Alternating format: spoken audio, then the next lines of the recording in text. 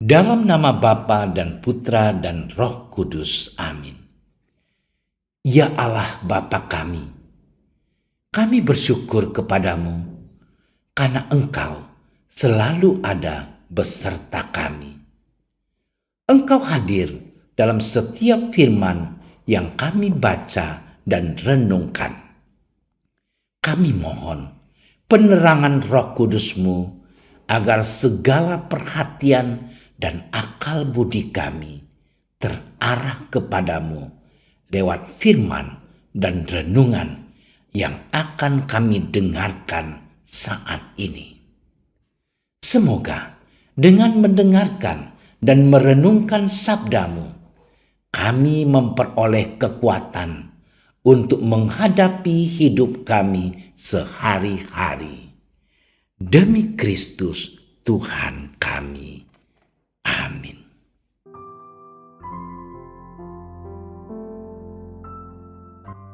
Pada waktu itu, pada hari Sabat, Yesus berjalan di ladang gandum.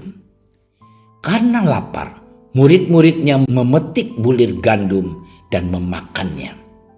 Melihat itu, berkatalah orang-orang Farisi kepadanya, "Lihatlah, murid-muridmu berbuat sesuatu yang tidak diperbolehkan pada hari Sabat."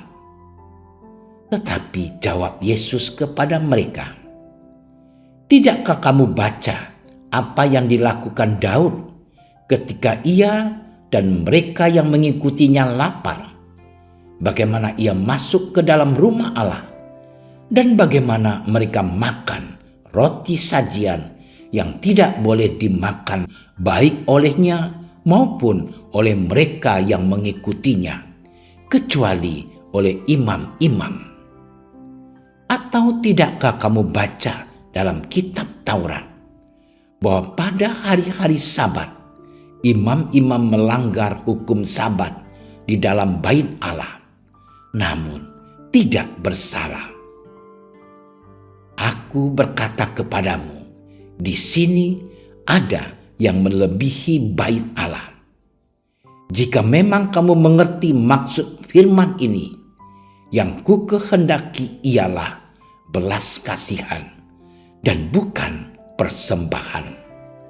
Tentu kamu tidak menghukum orang yang tidak bersalah, karena Anak Manusia adalah Tuhan atas hari Sabat. Demikianlah sabda Tuhan.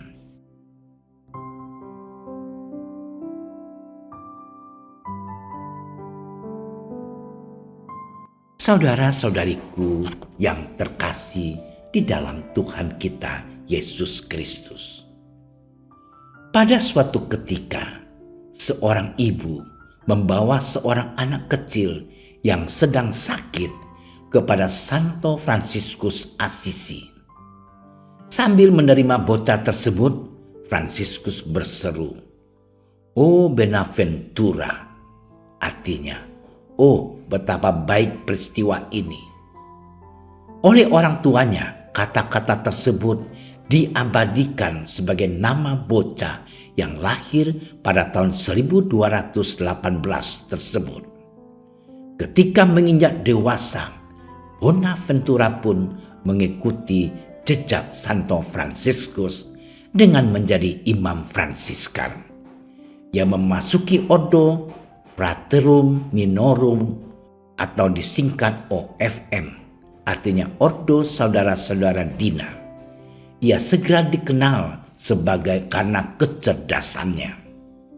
Karena kecerdasannya, Bonaventura sangat berjasa dalam mengembangkan studi teologi pada abad pertengahan.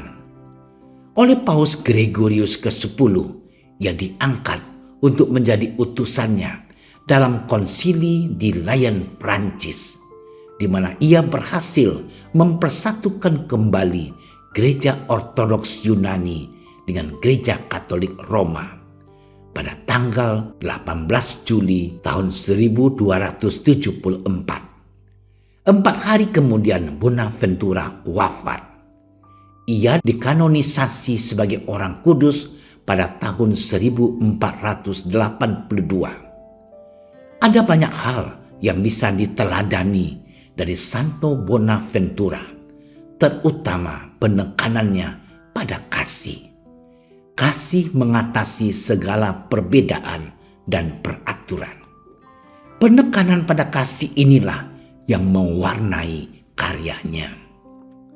Saudara-saudariku yang terkasih, dalam Injil hari ini dikisahkan bahwa sejumlah orang Farisi mengamati aktivitas Yesus dan para muridnya.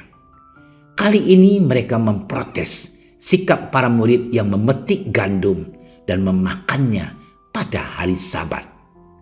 Mereka mempersalahkan pelanggaran hukum Sabat. Hari Sabat adalah hari untuk beristirahat. Karena itu melihat para murid bekerja memetik gandum, mereka melihat ini sebagai kesempatan emas untuk menyalahkan Yesus. Namun Yesus menjawab protes mereka dengan menegaskan bahwa bagi Allah yang utama adalah kasih dan bukan peraturan.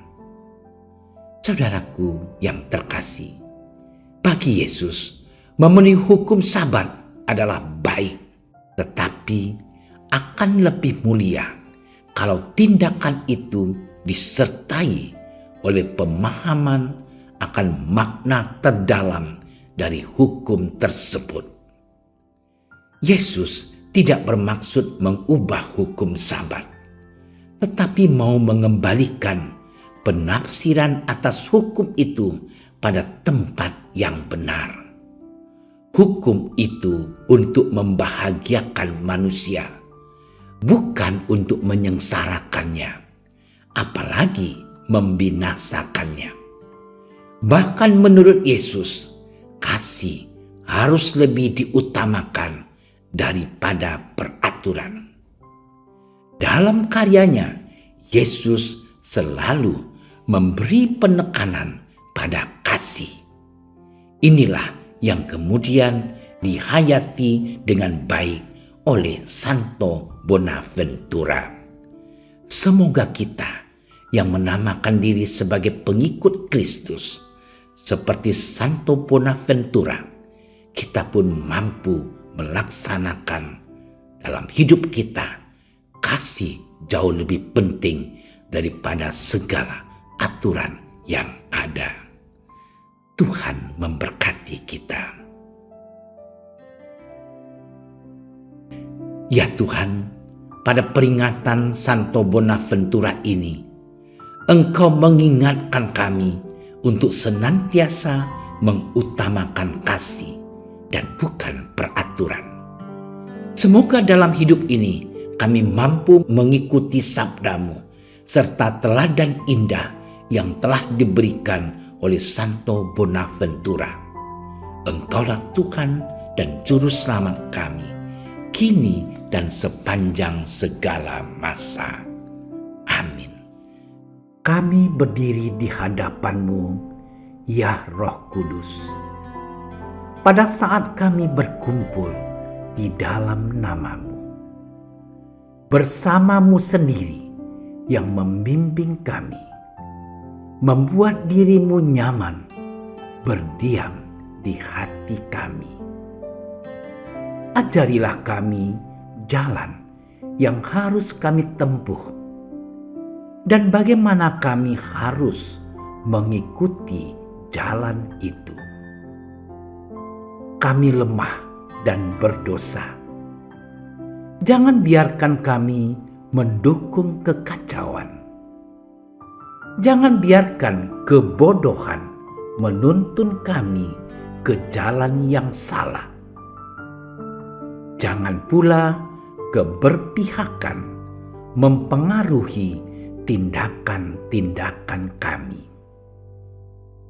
Kiranya kami menemukan di dalam Engkau kesatuan kami, agar kami boleh berjalan bersama menuju kehidupan abadi dan tidak menyimpang dari jalan kebenaran dan apa yang benar.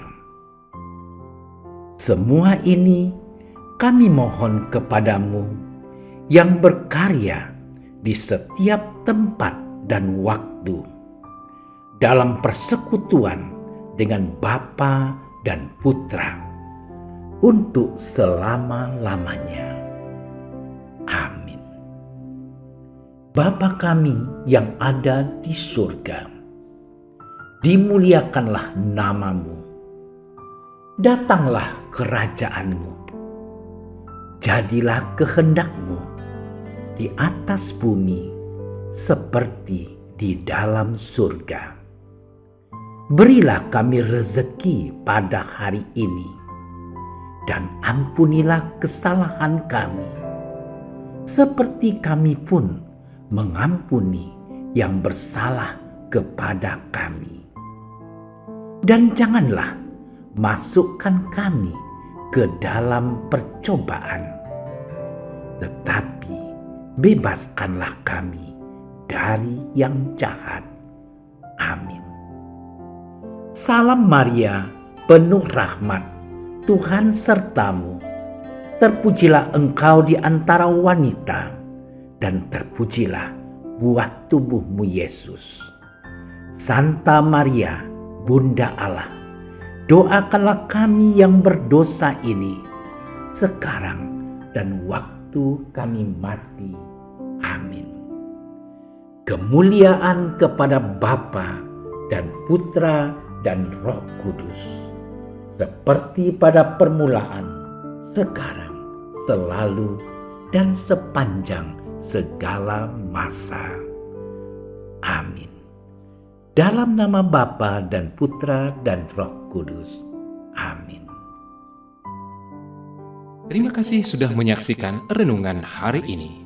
Jangan lupa like, subscribe, dan aktifkan tombol loncengnya agar Anda yang pertama mendapatkan notifikasi updatean renungan harian dari Komsos Keuskupan Padang. Dan bagikan ke sosial media agar saudara-saudara kita dapat mendengarkan dan merenungkan firman Tuhan.